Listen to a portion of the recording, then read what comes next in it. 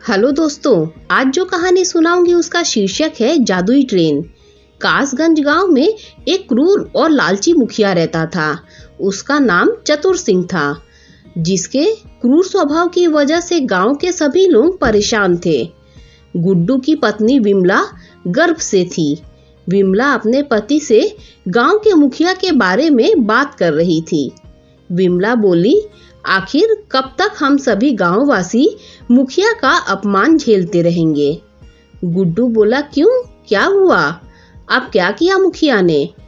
विमला बोली, कल गांव के कुछ बुजुर्ग व्यक्ति गांव की समस्या के बारे में मुखिया से बात करने के लिए उसके घर गए थे, मगर मुखिया ने उन सब को अपमानित करके अपने घर से भगा दिया। गुड्डू बोला, सारा गांव जानता है कि मुखिया किसी की इज्जत नहीं करता है, फिर भी ये गांव वाले उसके पास मदद मांगने के लिए चले जाते हैं। विमला बोली, मुखिया के पास नहीं जाएंगे तो फिर किसके पास जाएंगे? आखिर सब गांव वालों ने आपस में मिलकर ही उसे गांव का मुखिया चुना है। गुड्डू बोला, अरे किसी गांव वाले ने उसे गांव का मुखिया घोषित नहीं किया। हम सब जानते हैं कि वो मुखिया बेईमानी से बना है। सच तो ये है विमला कि गांव वाले ने डर कर उसे मुखिया बनाया है। विमला बोली, कल लता ताई के बेटे सोमू की तबीयत अचानक खराब हो गई। वो बेचारी उसे अस्पताल तक भी नहीं ले जा पाई और उसने रास्ते में ही दम तोड़ दिया। आखिर कब तक गांव वाले ऐसे ही मौत मरते रहेंगे? गुड्डू बोला, हाँ मुझे पता है, लेकिन विमला हम सब क्या कर भी सकते हैं। और वैसे तुम्हें इन गांव वालों की कब से इतनी चिंता होने लगी? विमला बोली, क्योंकि मैं भी इसी गांव में रहती हूँ और हमारे लिए भी चिंता वाली बात है। कुछ महीनों बाद मेरी कोख से एक संतान जन्म लेने वाली है और हमारे गांव से शहर का रास्ता काफी लंबा पड़ता है। ना तो यहाँ कोई बस आती है और ना ही कोई ट्रेन, और बैलगाड़ी समय पर शहर नहीं पहुंचा पाती। विमला की बात सुनकर गुड्डू चिंतित स्वर में बोला, बात तो तुम सही कह रही हो विमला। इस बात पर तो मैंने ध्यान ही नहीं दिया कि कुछ महीनों बाद हमारे घर में नन्हा मेहमान आने वाला है। मैं तुम्हें पहले से अस्पताल में दाखिल भी नहीं करा सकता क्योंकि मेरे पास इतने पैसे नहीं हैं। विमला बोली, यही बात तो मैं आपको समझाना चाह रही हूँ कि आप गांव वालों के साथ मिलकर मुखिया पर दबाव बनाने की बात करें कि वो गांव के लिए सरकार से बात करे। हमारे गांव से लेकर शहर तक पक्की सड़क बने ताकि गांव वालों के लोगों को दूसरे गांव या शहर जाने में किसी भी समस्या का सामना न करना पड़े। गुड्डू बोला, तुम सही कहती हो विमला, मैं कल ही होशियार सिंह और बिलुआ से बात करता हूँ। इस गांव में सिर्फ दोनों ही है जिनसे मुखिया थोड़ा डरता है। गुड्डू ने गांव के एक पुराने पेड़ के नीचे कुछ गांव वालों को बुलाया। उनमें होशियार सिंह और बिलुआ भी थे। होशियार सिंह बोला, क्या बात है गुड्डू, आखिर तूने हम सबको यहाँ पर क्यों बुलाया है? सब कुछ ठीक तो है ना? गुड्डू बोला, होशियार सिंह, आखिर कब तक हम मुखिया के भरोसे बैठे रहेंगे? अगर मुखिया इस गांव के लिए कुछ नहीं करता तो हम सबका भी कर्तव्य है कि हम अपने तरीके से अपने गांव के विकास के बारे में सोचें। बिलुआ बोला, ठीक है गुड्डू, तू तो ऐसे बोल रहा है जैसे कि हम सब किसी बहुत बड़े सरकारी पद पर हों और सरकारी अफसर सिर्फ हमारी ही बात सुनने के लिए बैठे हैं। गुड्डू बोला, कोशिश करने में क्या जाता है बिलुआ? होशियार सिंह बोला, साफ साफ बोल, तू आखिर कहना क्या चाहता है? गुड्डू बोला, होशियार सिंह, आप तो अच्छी तरह से जानते हैं कि हमारा गांव प्राकृतिक रूप से कितना सुंदर है और इतना सुंदर गांव होने के बावजूद भी कोई टूरिस्ट हमारे गांव में भटकने तक नहीं आता। आखिर वो क्यों आएगा? क्योंकि हमारे गांव में ना ही अच्छी और पक्की सड़क है और ना ही कोई रेल की व्यवस्था। इसी वजह से हमारे गांव के न जाने कितने लोगों को मुसीबत का सामना करना पड़ता है। और तो और कल लता ताई का इकलौता जवान बेटा सोमू भी इसी वजह से दुनिया छोड़कर चला गया। बिलुआ बोला, ये अचानक तेरे मन में गांव के प्रति इतना प्रेम कैसे उठने लगा गुड्डू? गुड्डू बोला, ये कैसी बात है बिलुआ, क्या अपने गांव के प्रति प्रेम नहीं होना चाहिए? बिलुआ बोला, बिल्कुल होना चाहिए, क्यों नहीं होना चाहिए, मगर ये प्रेम तब कहाँ गया था जब मुखिया ने सुखिया चाचा को बुरी तरह से पीटा था, वो भी सिर्फ चंद पैसों के लिए। गुड्डू, तू एक नंबर का मतलबी व्यक्ति है। हम सब जानते हैं कि तेरी पत्नी गर्भ से है और इसी वजह से तेरे मन में गांव के प्रति चिंता उमड़ रही है। तू चाहता है कि हम तेरे लिए गांव के मुखिया से झगड़ा मोल ले लें। गुड्डू बोला, अब तुम मेरी बात का गलत मतलब ले रहे हो। बिलुआ बोला, मैं तुम्हें और होशियार सिंह को सिर्फ इसी वजह से यहाँ पर बुलाया था कि मुखिया सिर्फ तुम दोनों से ही थोड़ा डरता है, क्योंकि मुखिया के बाद तुम दोनों ही इस गांव दबंग प्रवृत्ति के हो। होशियार सिंह बोला, अरे अगर दबंग प्रवृत्ति के हैं तो तू क्या चाहता है कि हम मुखिया से दुश्मनी मोल लेकर अपने बीवी और बच्चों को मुसीबत में डलवा दें?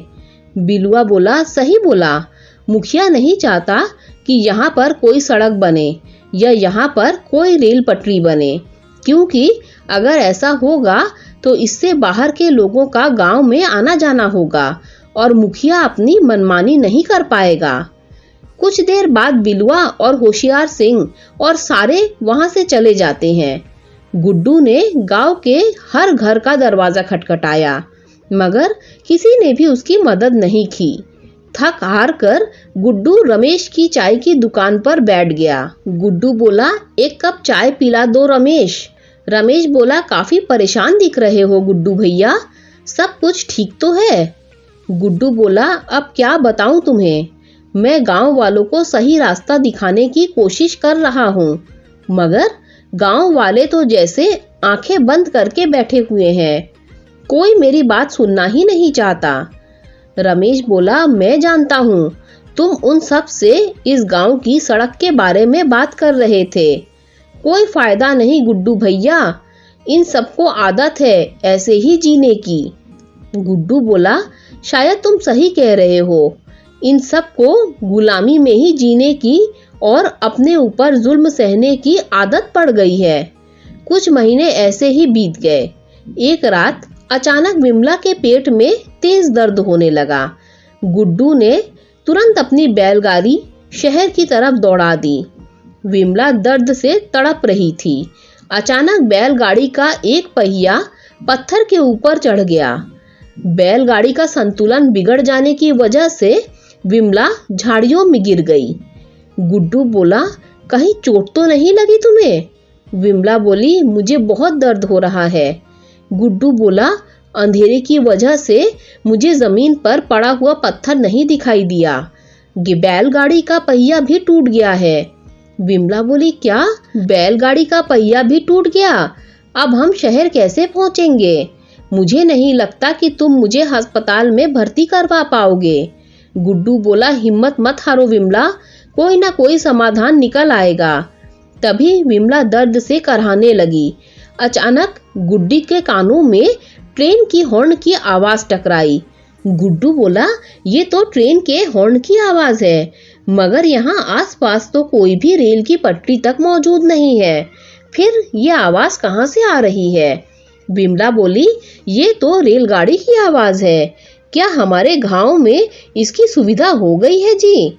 गुड्डू बोला, नहीं विमला, अपने गांव में तो रेल की पटरियां तक नहीं बिछी। विमला बोली, लेकिन ये आवाज तो बिल्कुल नजदीक से आ रही है, ऐसा लगता है जैसे कि रेलगाड़ी कुछ ही कदम पर खड़ी हुई हो, आप मुझे वहां ले चलें। गुड्डू बोला, पागल हो क्या? जब यहाँ पर रेल की पटरियां ही मौजूद नहीं है तो भला रेल कहाँ से आ सकती है? तभी ट्रेन की हॉर्न की आवाजें और तेज हो गई।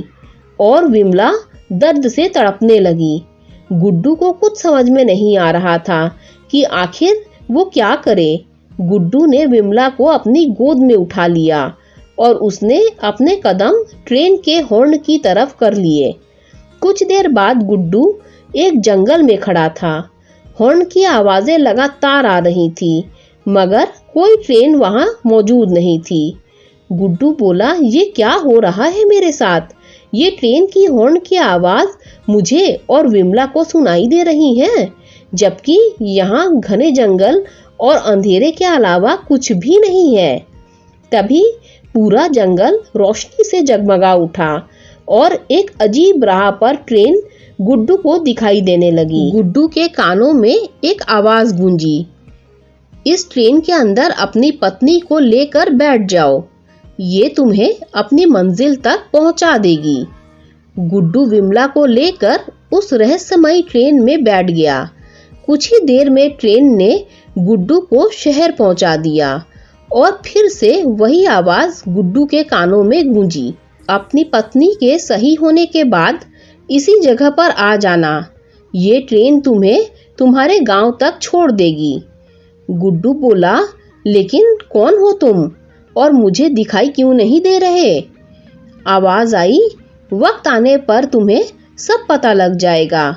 ये ट्रेन सिर्फ तुम्हारे लिए नहीं, बल्कि तुम्हारे गांव के सभी गरीब लोगों के लिए है।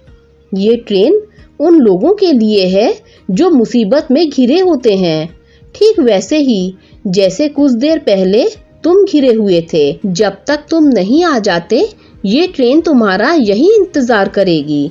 गुड्डू ने पत्नी को हॉस्पिटल में एडमिट करवा दिया। कुछ समय बाद गुड्डू अपनी गोद में एक बच्चे को लेकर उसे सुनसान रेल पटरी पर आ गया। ट्रेन ठीक वैसे ही खड़ी हुई थी। कुछ ही देर में उस ट्रेन ने गुड्डू को गांव पहुंचा दिया। धीरे धीरे करके गांव के सभी गरीब लोग उस ट्रेन में यात्रा करने लगे और व्यापार भी करने लगे। गांव में खुशहाली बढ़ने लगी। यह देख मुखिया अपने साथी कालिया से बोला, कालिया, जाओ जाकर होशियार सिंह और बिलुआ को बुलाकर ले आओ।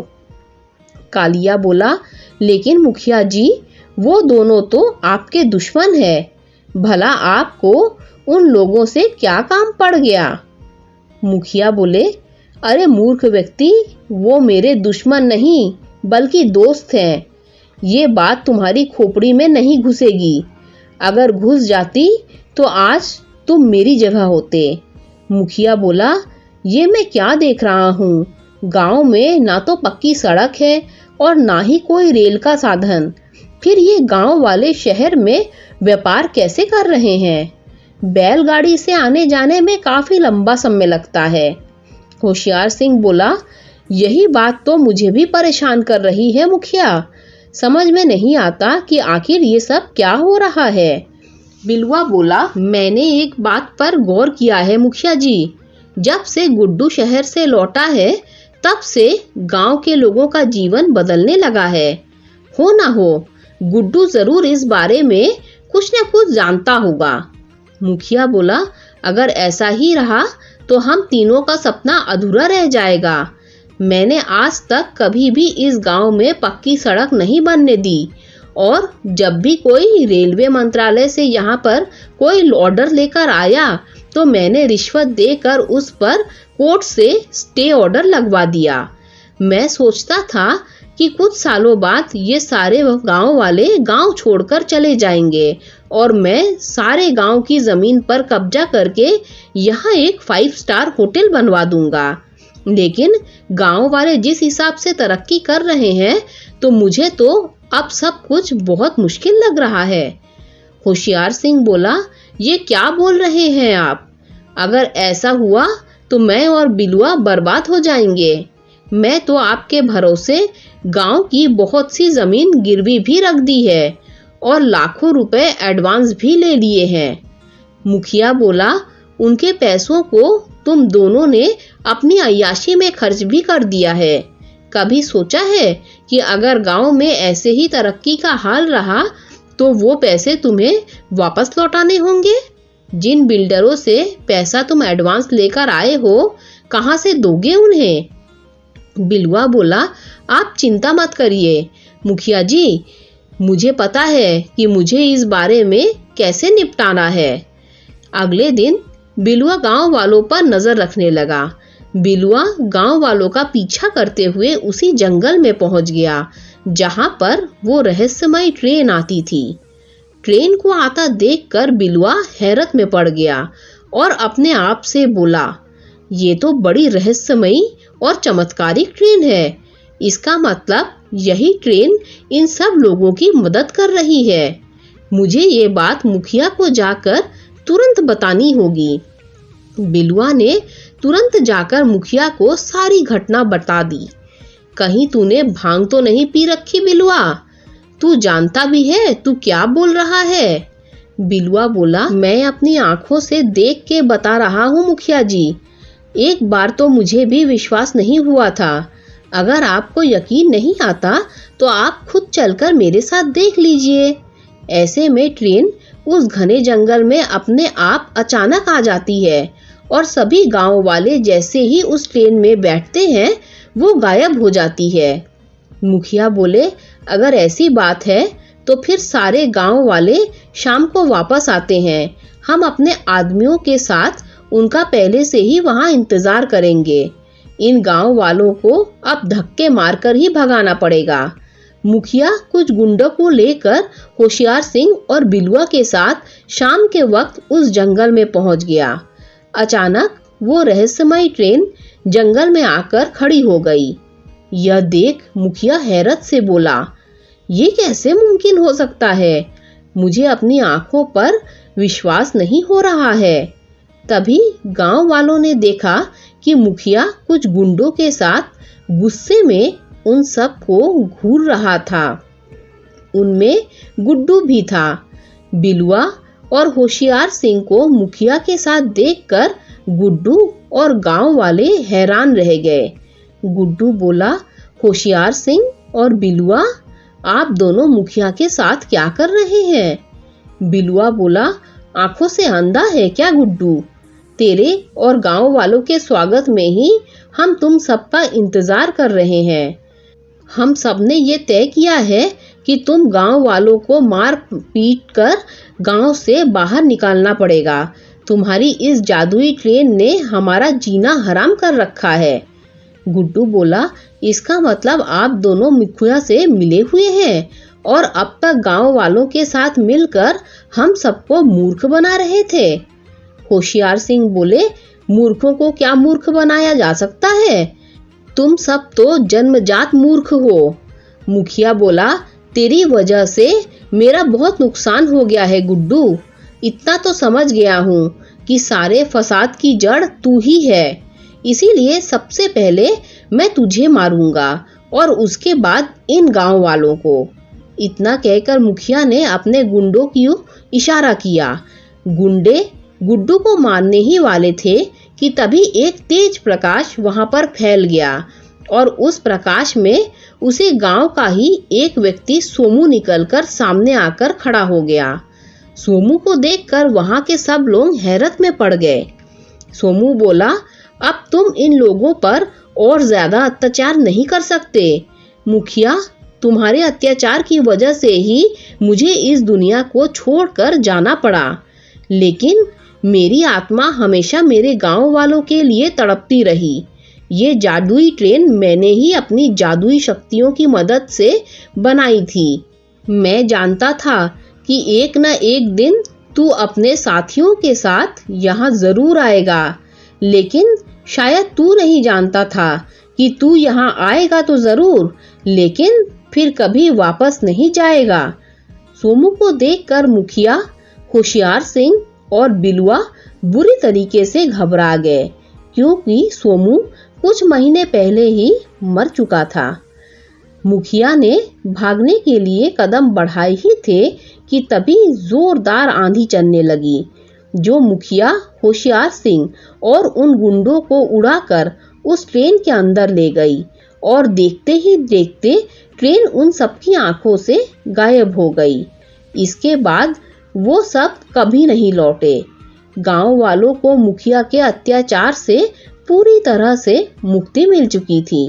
दोस्तों, अगर आपको ये कहानी अच्छी लगी हो तो लाइक कर दीजिए, मेरे चैनल को सब्सक्राइब कर दीजिए। जब आप मेरे चैनल को सब्सक्राइब करें तो बेल का आइकन भी प्रेस कर दीजिए। Thanks for watching this video.